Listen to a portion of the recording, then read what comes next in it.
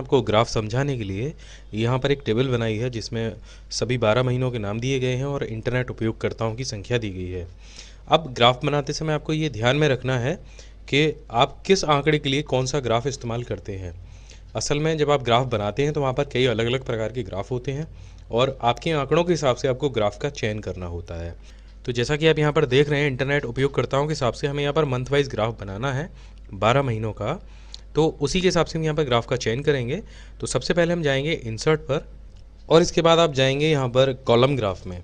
तो यहाँ पर आप देखेंगे 2D कॉलम और 3D कॉलम, दो तरीके के यहाँ पर कॉलम ग्राफ दिए गए हैं। आप जिस भी ग्राफ का चयन करना चाहें उसको चयन कर लीजिए। तो हम सबसे पहले 2D ग्राफ बनाकर देखते हैं। इस पर आप क्लिक कीजिए तो आप देखेंगे यहाँ पर इंटरनेट यूज़र्स का एक ग्राफ बनकर आया है मंथ वाइज और उनके यूज़रों की संख्या के हिसाब से। यहाँ पर आप तुरंत ही देखकर बता सकते हैं कि किस महीने में आपके जो इंटरनेट यूज़र्स हैं वो ज़्यादा रहे होंगे और किस महीने में कम रहे होंगे। इसके अलावा यहाँ पर स्विच रॉ और कॉलम डेटा का ऑप्शन दिया गया है। इससे होगा क्या, जो डेटा आपके रॉ में अभी इस समय दिखाई दे रहा है यानी यहाँ पर, वो आ जाएगा आपके कॉलम में, और जो कॉलम में दिखाई दे रहा है जो इंटरनेट यूज़र्स का डेटा है वो आ जाएगा रॉ में। तो ये चार्ट अपने आप को उस हिसाब से एडजस्ट कर लेगा। एक बार देख लीजिए, यहाँ पर ये देखिए इंटरनेट यूज़र्स नीचे आ गए और उसके हिसाब से जो जनवरी फरवरी जो मंथ थे हमारे वो साइड में आ गए।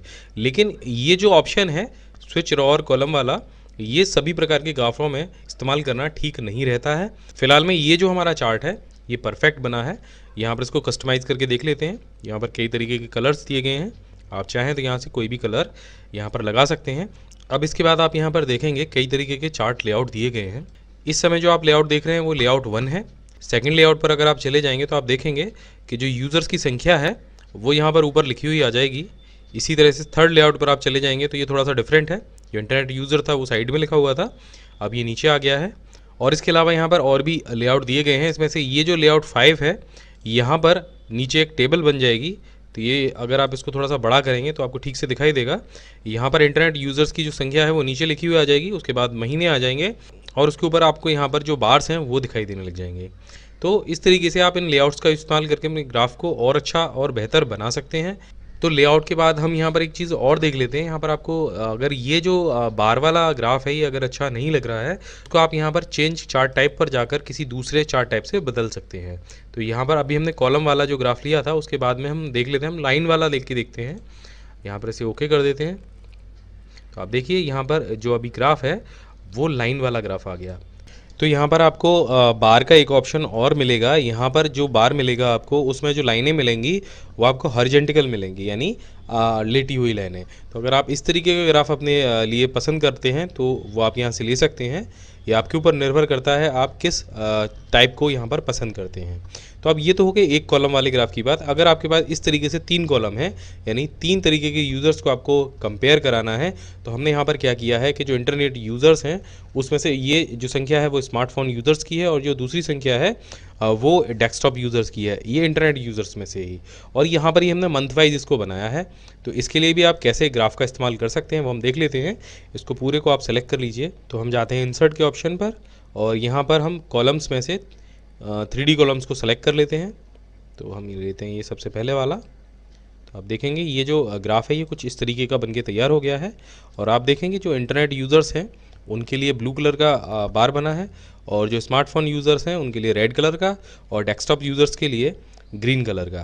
तो आप देखेंगे यहाँ पर जो एक बार बना है उसी के साथ कंपेयर किया गया है स्मार्टफोन यूज़र को और उसी के साथ कंपेयर किया गया है डेस्कटॉप यूज़र्स को। और ये जो ग्राफ है ये मंथली तैयार हुआ। तो आप एक बार में देख के बता सकते हैं कि किस महीने में कितने यूज़र्स में से डेस्कटॉप यूज़र कितने थे और मोबाइल फ़ोन यूज़र कितने थे। तो इस तरीके के ग्राफ के लिए आप अगर आप बहुत ज़्यादा श्रेणी में आपको कंपेयर कराना हो तो आप इस तरीके से कंपेयर करा सकते हैं। अब बात करते हैं, यहाँ पर आपको एक ग्राफ दिखाई दे रहा होगा बहुत इंटरेस्टिंग सा और बहुत अच्छा लगता है। कई बार मैगजीन्स में भी आपने देखा होगा। ये जो पाई ग्राफ है इसको कैसे इस्तेमाल करते हैं। तो पाई ग्राफ के लिए हमने यहाँ पर एक शीट बनाई हुई है, शीट नंबर 3। तो हमने यहाँ पर मोबाइल फ़ोन के ऑपरेटिंग सिस्टम्स के कस्टमर का एक ग्राफ बनाने की कोशिश की है। हमने यहाँ पर एंड्रॉयड ऑपरेटिंग सिस्टम के कस्टमर्स लिखे हैं, ब्लैकबेरी के लिखे हैं और विंडोज़ के लिखे हैं। तो इसका हम एक ग्राफ बना देते हैं। इसको हम सेलेक्ट कर लेते हैं और इसके लिए हम इस्तेमाल करते हैं पाई का। तो जब हम इसको बनाएंगे तो आप ये जो ग्राफ है वो कुछ इस तरीके का आएगा। इसमें कम से कम 3 चीज़ें हैं और तीनों को आपस में कंपेयर किया गया है कि कौन किस चीज़ को ज़्यादा इस्तेमाल करता है। यहाँ पर एक बहुत इंटरेस्टिंग चीज़ और भी है कि जो पाई ग्राफ है वो अपने आप आपको प्रतिशत भी निकाल के दे देगा आपके यूज़र्स का। तो इसके लिए आपको जाना होगा लेआउट के ऑप्शन पर, और यहाँ पर जो पहला वाला ऑप्शन है उस पर जैसे ही आप क्लिक करेंगे तो आपके जो टोटल आपने यहाँ पर यूज़र्स दे रखे हैं वो उनका प्रतिशत आपको यहाँ पर सीधे सीधे निकाल के दे देगा। दूसरे लेआउट में अगर आप चले जाएंगे तो आप देखेंगे जो नाम है वो ऊपर आ जाएंगे और जो यूज़र्स का परसेंटेज है वो कलर्स के हिसाब से वहाँ पर लिख जाएगा। तो इस तरीके से आप एक्सेल में ग्राफ का इस्तेमाल कर सकते हैं। अब यहाँ पर एक चीज़ और सीख लेते हैं, जो चार्ट आपने यहाँ पर बनाया है शीट में उसको MS वर्ड में कैसे इस्तेमाल करते हैं। तो यहाँ से सिंपल आपको चार्ट को सेलेक्ट करना है, कॉपी का बटन दबाना है और आपको इसे MS वर्ड में ले जाना है। तो आप देखेंगे ये चार्ट वहाँ से उठ के सीधे सीधे MS वर्ड में आ गया। लेकिन अब चार्ट में होने वाली चीज़ों में आप कैसे परिवर्तन करेंगे, आपका जो डेटा है आप उसे कैसे कन्वर्ट करेंगे। तो यहाँ पर सिंपल आपको चार्ट को सेलेक्ट करना है और यहाँ पर आपको ऑप्शन मिलेगा एडिट डाटा का। तो आप देख रहे हैं जो एडिट डेटा का ऑप्शन है वहाँ पर एक्सेल का बटन बना हुआ है। आप सिंपल उस बटन को प्रेस करेंगे और बटन जैसे ही आप प्रेस करेंगे तो आप उसी शीट पर पहुँच जाएंगे जहाँ से आपने वो डेटा कॉपी किया था। अब बस आप किसी भी डेटा में कोई भी चेंजेस कर सकते हैं। आप देखिए यहाँ पर हमने चेंजेस किया तो MS वर्ड में वो जो डेटा है वो अपने आप अपडेट हो जाएगा और ये जो चार्ट है ये हमेशा इसी शीट से लिंक रहेगा। तो इस शीट को भी आपको संभाल के रखना पड़ेगा। इस शीट को आप सेव कर लीजिए।